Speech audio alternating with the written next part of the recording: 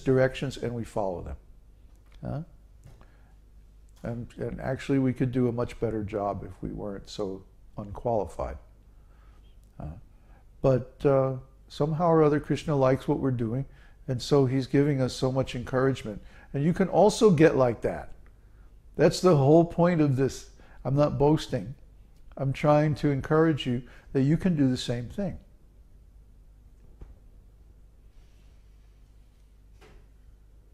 Okay? Any other questions?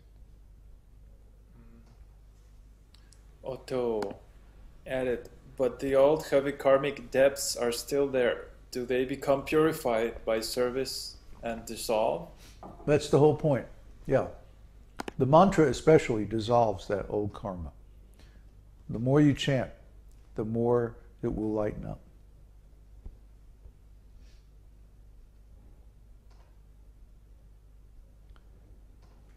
Any more? No, that's it. Okay. I want to talk a little bit, I want to have kind of like a community meeting. And I want to talk a little bit about some of the future directions for our Sangha, for our community.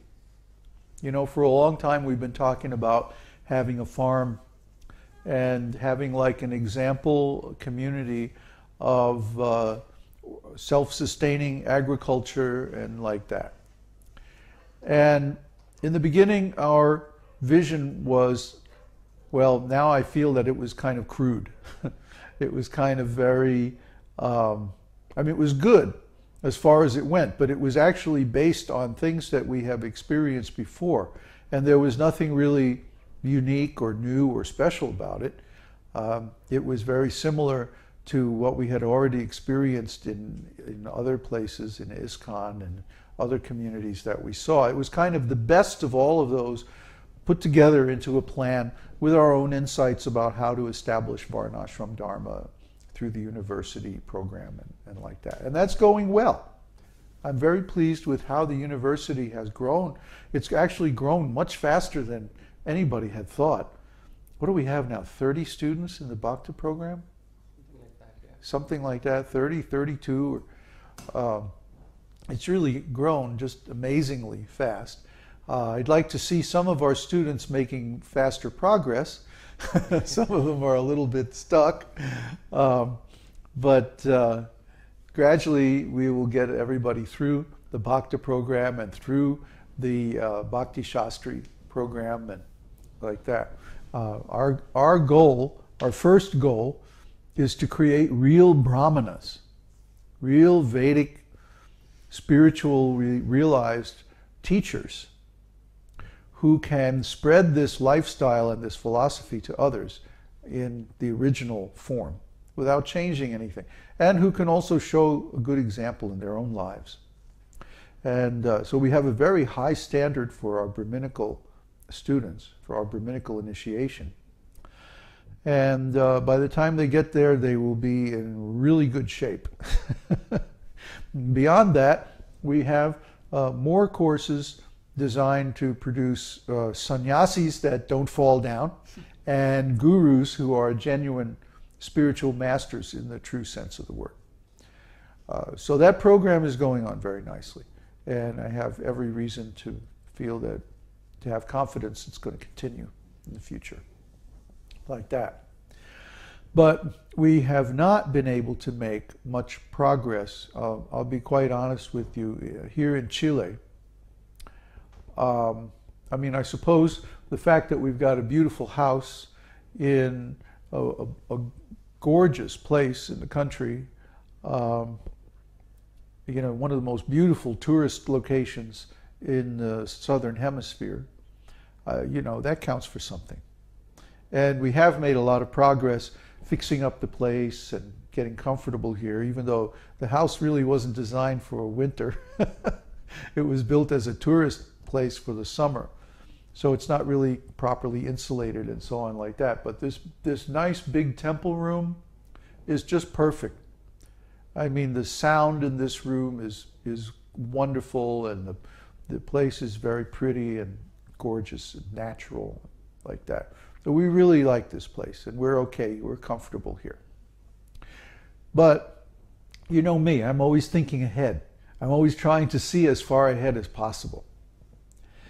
And what I can see is that here in Chile, unless we put together some kind of a preaching program for the local people, how are they going to become devotees? How are they going to give a proper reception or respect to the esoteric teaching? And another point is, how do we finance developing a farm here? A farm, you know, is a big project. It requires a big piece of land, at least, you know, 20 to 40 acres.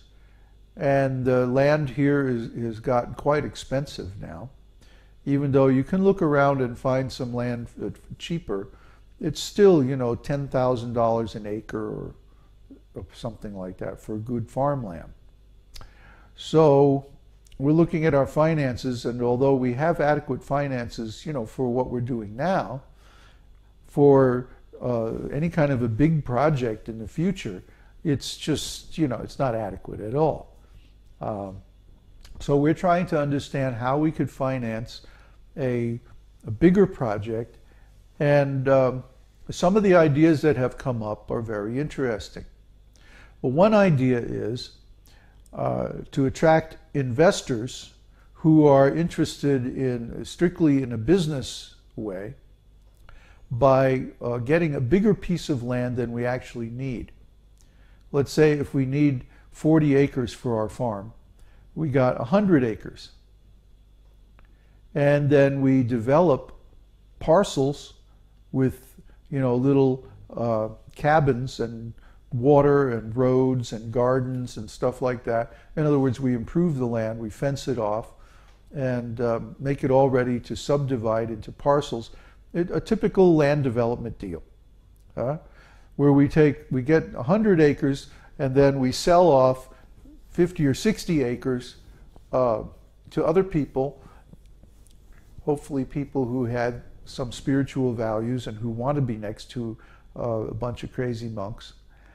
And but really, they wouldn't necessarily be members of our community. They would just be, you know, people who want a nice place in the country, or a retirement home, or a piece of land, or something like that.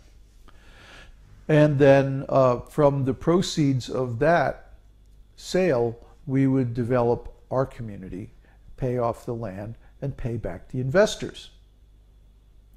So the one problem with doing that here in Chile is that it would be very expensive. We'd be talking about $1 million deal. And we'd have to, you know, establish a corporation and all of that, which is not such a big deal. But we would have to attract some fairly serious money.